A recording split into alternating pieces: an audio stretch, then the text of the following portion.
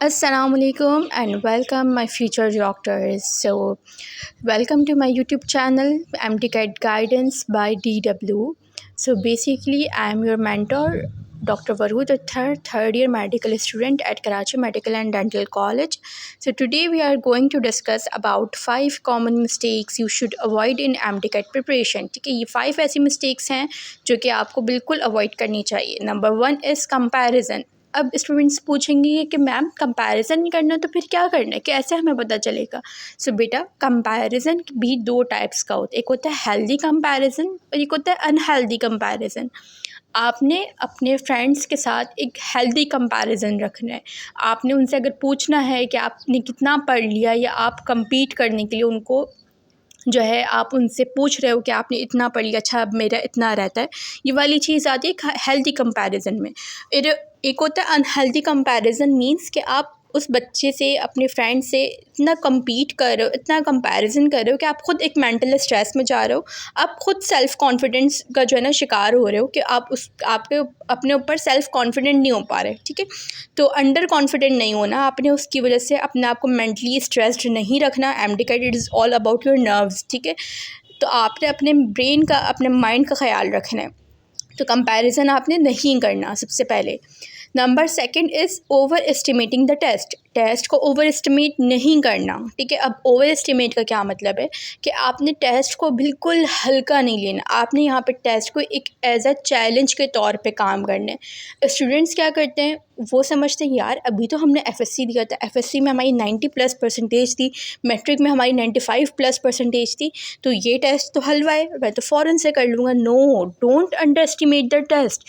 इस टेस्ट को आपने एक चैलेंज के तौर पे लेना है। Always take MTCAT as a challenge. इससे क्या होगा, आप जब चैलेंज को कंप्लीट करने के लिए आप उसके उसी तरीके से मेहनत भी करोगे और कोशिश भी करोगे, ठीक है। तो आपको पता है कि ये टेस्ट ऐसा है जो कि आपके आगे का फ्यूचर बना रहा है।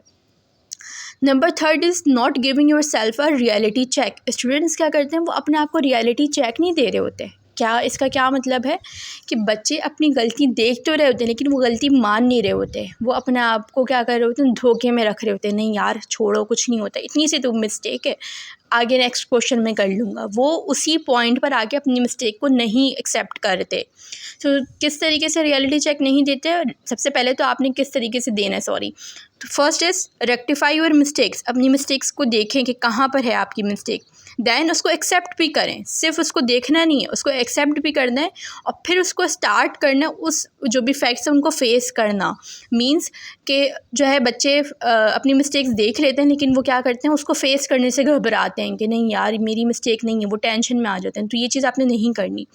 Number fourth is not adapting to changes. Students क्या करते हैं कि वो अपने आप को अडेप्ट नहीं कर रहे होते चेंजेस के तौर पे।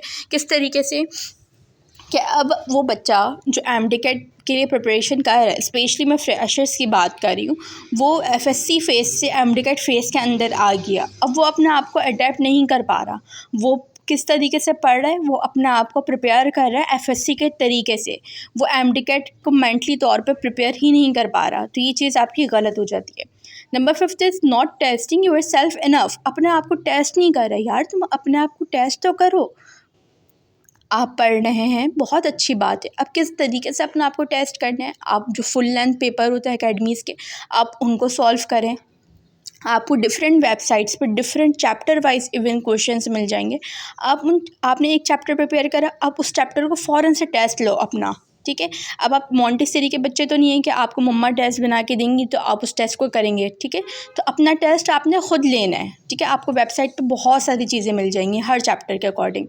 Number 6 is learning with memorising. Students पढ़ते तो हैं लेकिन उसको मेमोराइज़ नहीं करते। अब किस तरीके से स्टूडेंट्स मुझसे पूछते हैं कि मैम किस तरीके से हमने लर्न करना है, साथ साथ मेमोराइज़ भी करना है। तो देखिए यहाँ पे एक मैंने शॉर्ट क्लिप वीडियो में दिखाने की कोशिश की है कि यहाँ पे लड़की पढ़ रही है, साथ साथ किस तरीके से पढ़ रही है कि वो जैसे ख़ुद अपने आप को पढ़ा रही है। अब ये प्रैक्टिस आप कर सकते हैं कि आप मिरर के सामने खड़े हो जाएँ, या आप जब पढ़ रहे हों तो आप अपने आप को इस तरीके से बिहेव करें कि आप ख़ुद अपने आप को कोई चीज़ समझा रहे हैं। तो इससे आपको साथ साथ चीज़ें मेमोराइज़ भी होंगी।